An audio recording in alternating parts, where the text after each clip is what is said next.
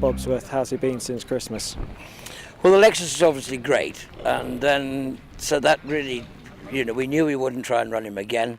He's not that sort of horse. He needs, but a lot of TLC. He hasn't got the strongest of constitutions, and consequently, he had his time after the race, and his preparations gone well. He worked very well this morning. He'll have a gallop at Newbury on Sunday, as he did last year, and then that'll sort of bring him into hopefully the right place at the right time. And if it keeps raining, it gets really testing, would that be a concern for you at Cheltenham? Well, he's been through it. It's not ideal, but nobody wants it to be bottomless ground. It's been horrendous all winter, and we're fed up with it, and it's raining again now. The roads around here are very flooded. Has that impacted on your preparations for Cheltenham at all?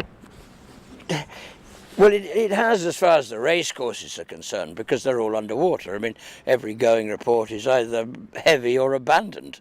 There's been nothing else since Christmas. As far as here's concerned, it hasn't interrupted the horses' work.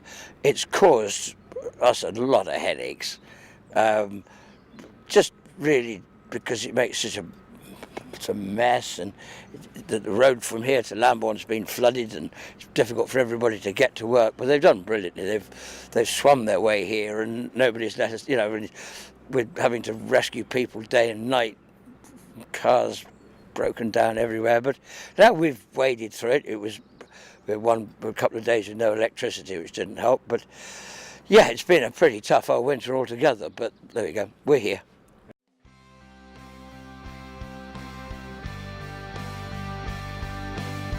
Kempton was perfect. I mean, it wasn't a great test.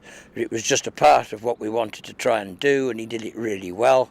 AP was happy, I was happy, horse seemed happy. So, we come into here on. I've got to say everything's gone right so far. So, sorry, that's me.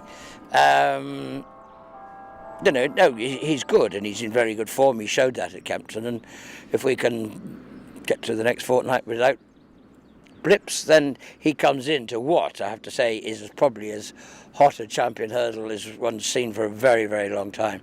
There is no real dominant horse. Of course, Hurricane Fly is. You've got to knock him off his perch first, but it's anybody's guess which horse it would be, if they can, who could steal it off him, because he's still the one. And everybody for the last 2 years has been looking for a horse to beat him, and they haven't. But this time there are some very, very genuine contenders. And, I mean, mind you, it depends what Willie brings with him. I mean, he's probably got 2 or 3 to take him on himself, let alone from Alan Jetski, Arconna, I have a lot of time for. I think what we saw in the Triumph Hurdle last year was awesome. And from here, I'd like to think that by Tent and the new one, there's nothing much between them. And you've got Melodic Rendezvous and all sorts of peoples as well. This is a hell of a race. Last year he did seem to get outstayed by Champagne Fever up the hill. Is the track any concern for you at all? I think if you say he got outstayed, that's your opinion, not mine. And obviously the champion chase wide open now, sadly without Sprinter Sacre. You've got 2 in the race then, Captain Conan and Kid Cassidy. Yeah, I mean, they'd probably run anyway. It obviously, but from everybody's point of view, it opens up the race dramatically, sadly. But Conan, I think he is a very good horse, and he's pretty sure I know Corky adores him, and he's always thought that he was a 2-mile horse and not a 2.5. We did move him to 2.5 last year, and he won twice over 2.5. Didn't seem to at Cheltenham last year. And didn't really. He was second in the Tingle Creek. He was third to Sard de Grugy, but jumping to second last, he looked certain to win, to be honest with you.